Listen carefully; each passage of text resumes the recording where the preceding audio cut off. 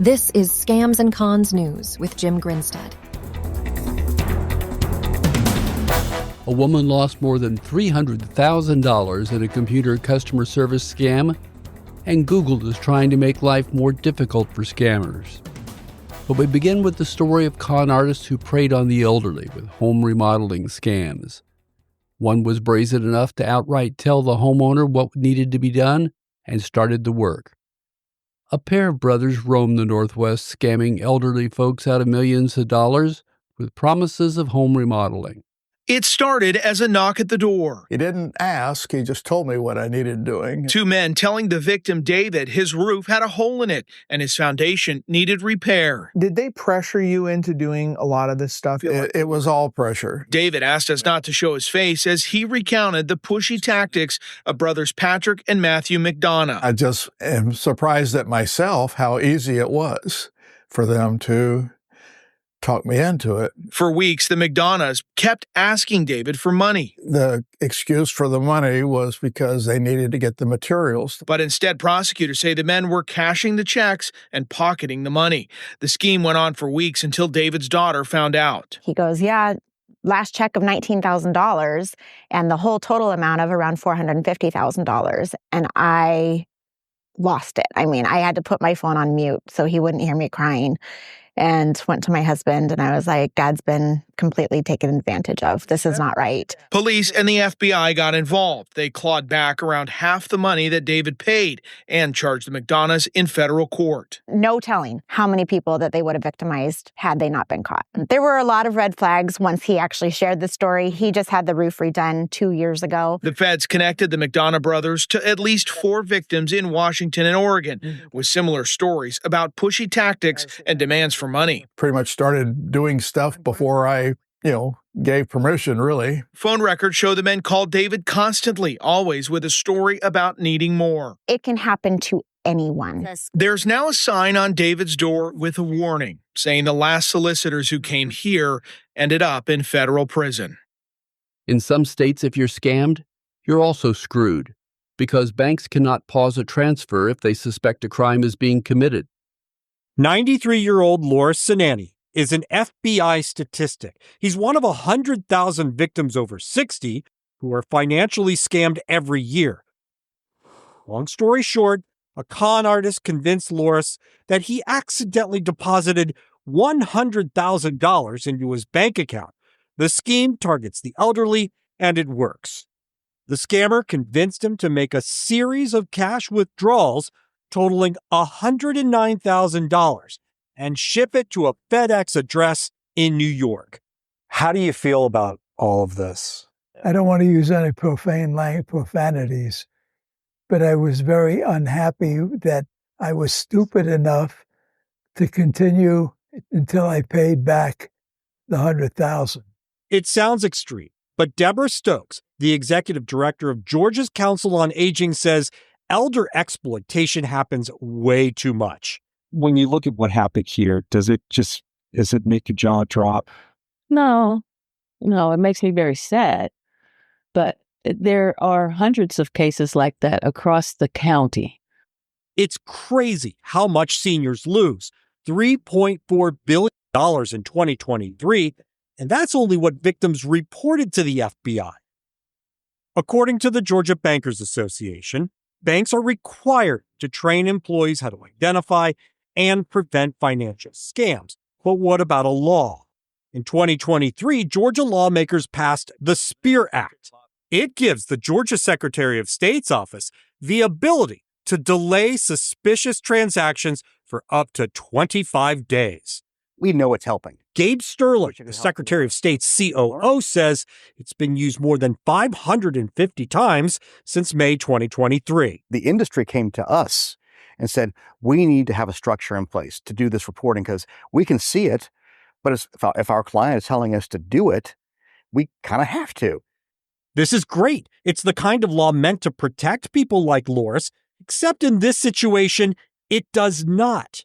The SPEAR Act only applies to financial institutions that the state regulates, meaning financial advisors and stockbrokers. The law does not apply to banks. Why does it apply to financial institutions as opposed to banks? Can't answer that one. I wish I had the answer.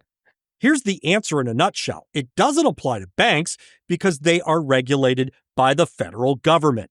We talked to the Securities and Exchange Commission about how do we address elder exploitation at the bank level, and we didn't get any traction, not yet anyway, and maybe we're not asking the right questions. It is a tragic fact that these criminals wreak havoc and can drive individuals to premature death or even suicide.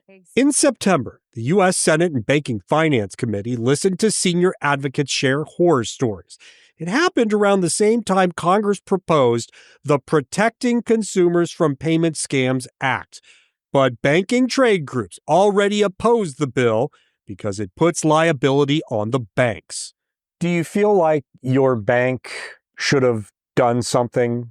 Well, they should have recognized that I was doing very unusual financial drawings. Where does that leave Loris? Well, police got FedEx to intercept one of the shipments he sent for $37,000, but he lost $72,000.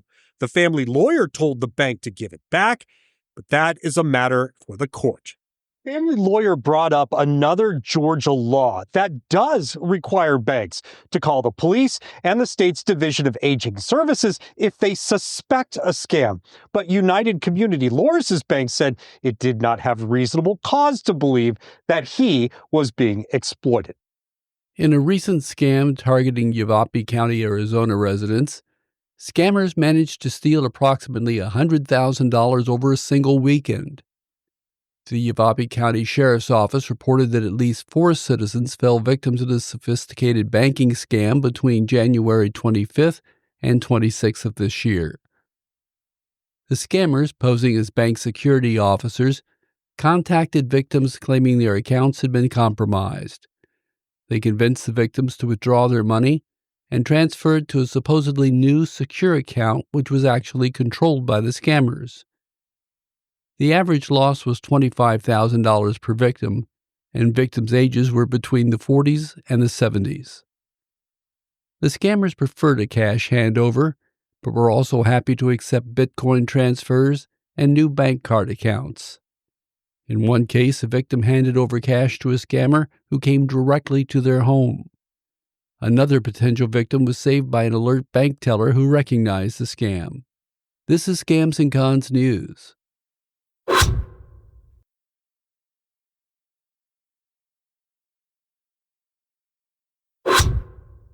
An elderly Connecticut woman has recovered $328,000 after falling victim to a computer support scam in February of 2024.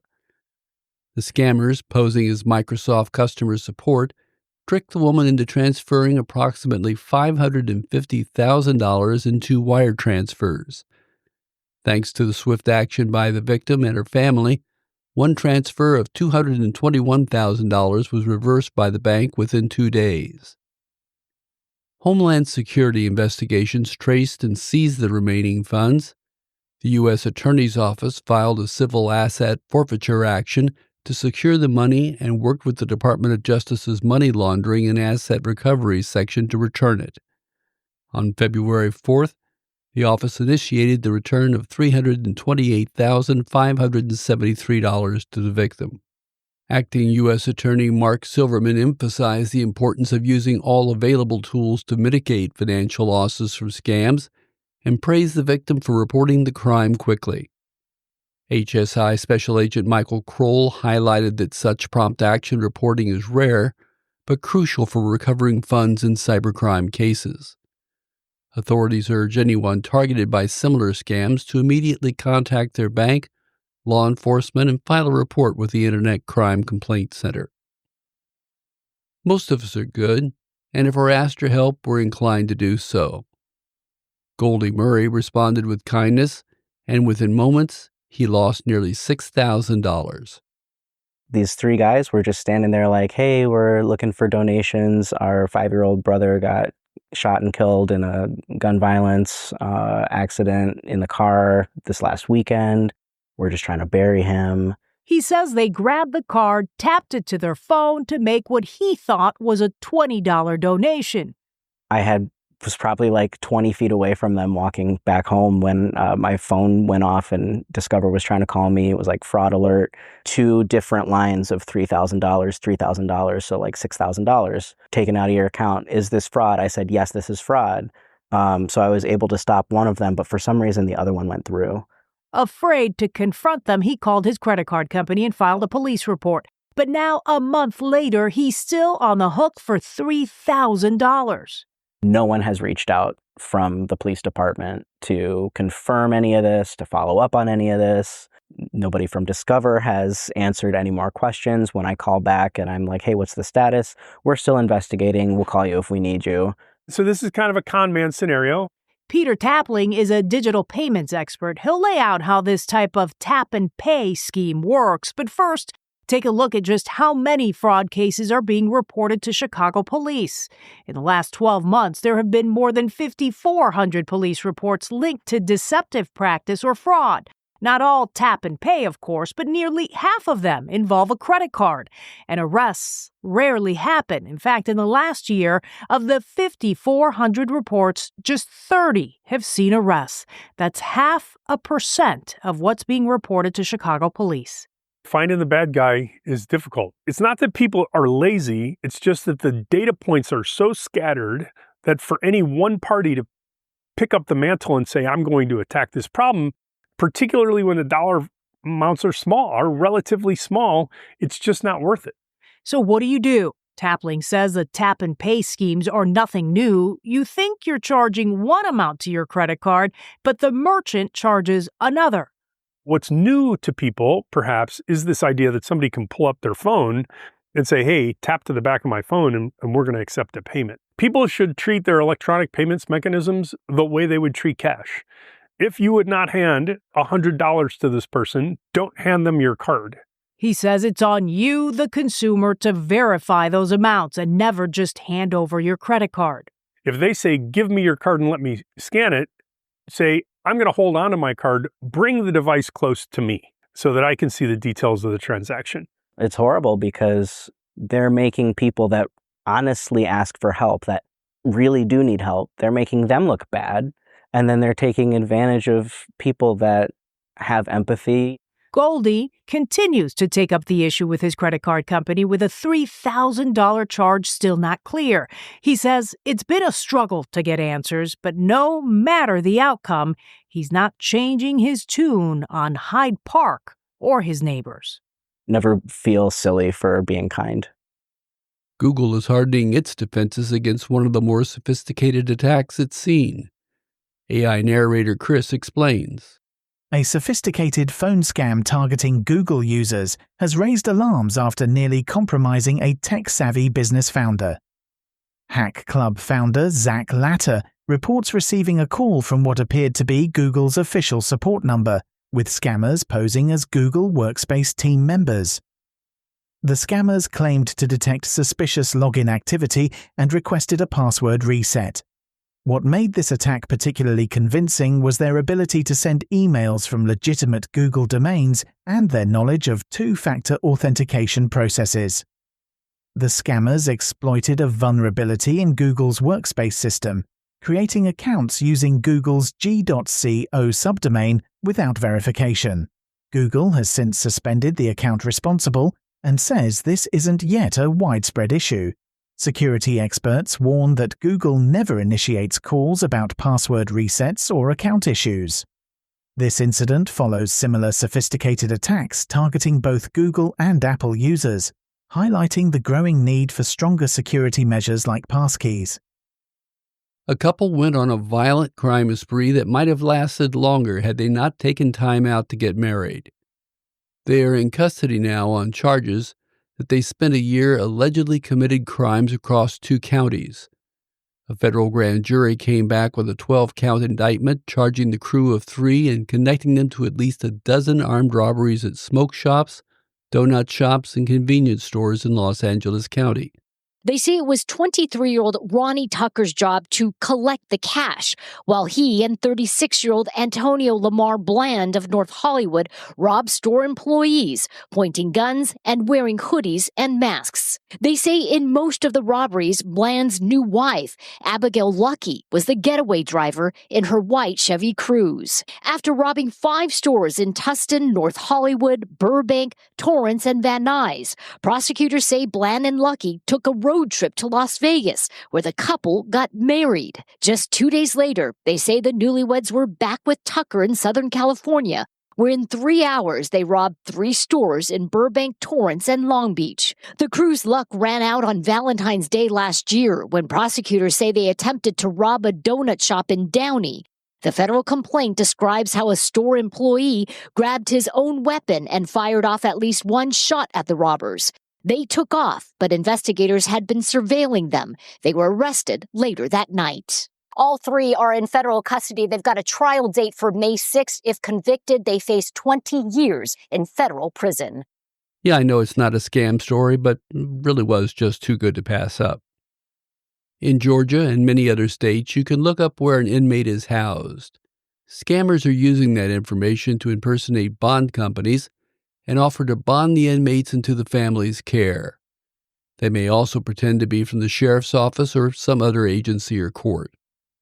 Officials say to get the information about the agency that called them, such as its name, address, and phone number, then check those with the sheriff's office before paying any money. This is Scams and Cons News.